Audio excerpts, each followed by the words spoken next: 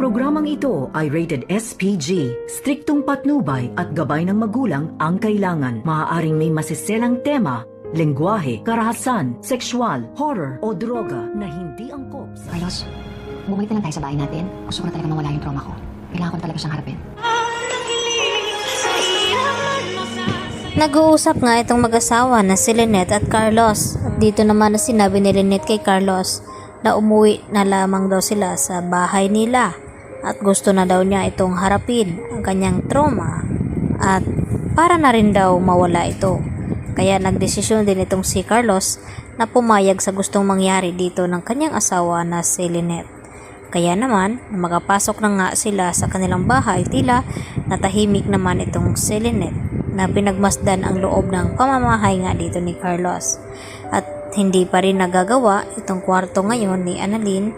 Yun naman ang pangako nga ni Carlos na kapag nagawa ay pwede nang lumipat ulit dito si Annalyn sa tahanan ni Carlos Benitez. At napagkasunduan din nila na tinatanong nga ni Carlos Benitez itong si Lynette kung sakali daw siyang magiging ina dito ni Zoe, papayag ba daw siya. At dito naman na sinabi ni Lynette na hindi niya maipangako kung sakali lang naman. At dito rin na kadagdagan na tanong ni Carlos na kung sakaling siya daw ang nagiging ama dito ni Zoe, matatanggap nga ba daw dito ni Lynette? At ang sagot naman ni Lynette na ibang usapin na yon, siguradong magkaproblema daw silang dalawa ni Carlos dahil kung bakit nagawa daw ilihim ni Carlos sa kanya. Kaya tila natahimik naman itong si Carlos Benitez nang sabihin niya dito kay Lynette ang mga iyon.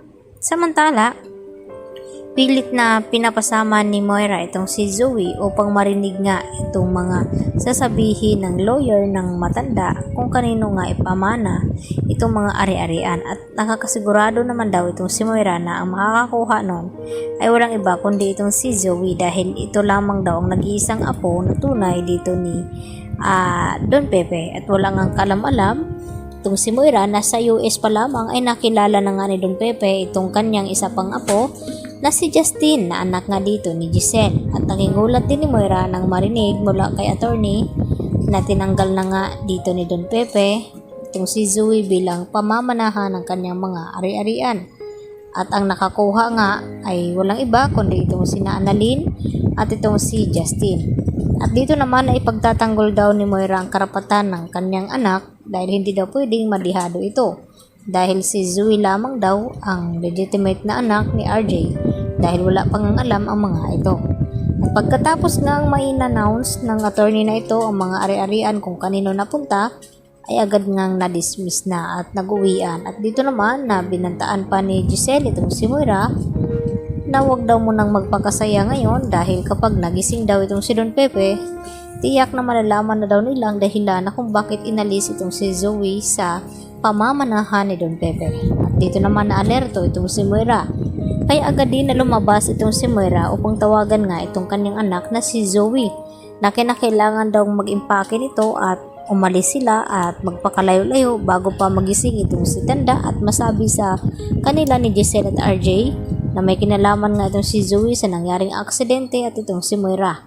At sa hindi inasahan ay sakto naman na palabas din itong si Annalyn kaya narinig ni Annalyn ang mga sinasabi ni Moira dito kay Zoe ang kanilang pag-uusap na balak nga nilang tumakas at magpakalayo-layo dahil sa takot nga ni Moira na baka magising itong si Tanda at masabi nga sa kanila na may kinalaman itong si Moira at Zoe. Kaya agad din na bumalik itong si Annalyn at ibinalita kina RJ at Giselle na narinig niya itong si Moira na magtangkang tatakas.